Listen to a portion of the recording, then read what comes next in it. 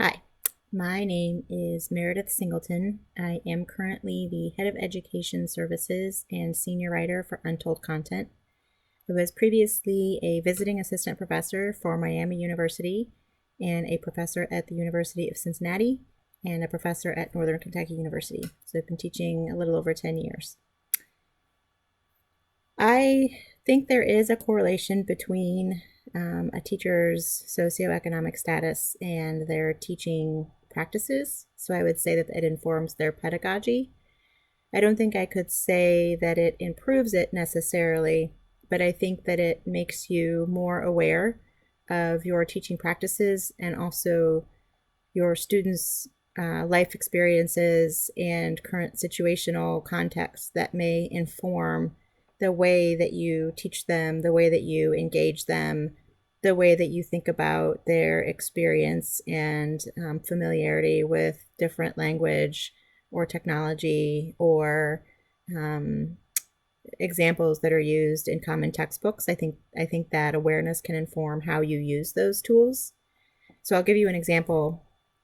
When I first started teaching, I've always taught at the college level. When I first started teaching a basic English writing course for a local community college, my very first class was composed of about 2 or 3 people who were on house arrest, one that had just gotten released from jail, several that had had prior criminal background histories. And so understanding that that was where they were coming from helped me better prepare them for what we were doing in the classroom, helped me make better connections to what we were doing and how it would help them change their life experiences. And then in that same program, I also had students in other semesters that were homeless at the time, that didn't know where their next meal was going to come from. And so in that way, I think not only does a teacher's awareness of socioeconomic inform their teaching, but their awareness of their students' socioeconomic status informs their teaching. It was hard for me to say, you need to make sure you do these 10 questions tonight when the person in my classroom is wondering, where am I going to sleep? Where am I even going to write this 10 questions answers? Personally, I came from a fairly, I would say, lower class background, definitely low middle, even maybe a little below that. And so I have a little bit more awareness, I think, and an appreciation for the things that those students were going through. And it makes me more aware of how important an education is, how important what we're doing in the classroom is.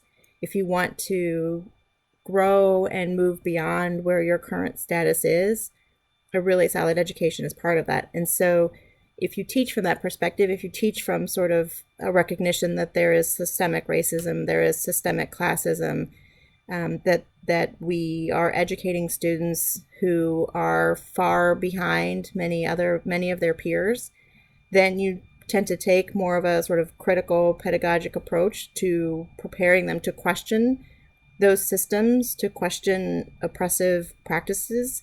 And you start pulling in practices from Freire and bell hooks and Irish Orr and those that say, hey, this is a problem. Everything we do needs to be critical of those situations and the system that we're working within. And I would say it would be more difficult for a teacher who had no experience with what it is to struggle, with what it is to know that a lot of people live paycheck to paycheck, and what is that like, and what kind of stressors does that put on your students.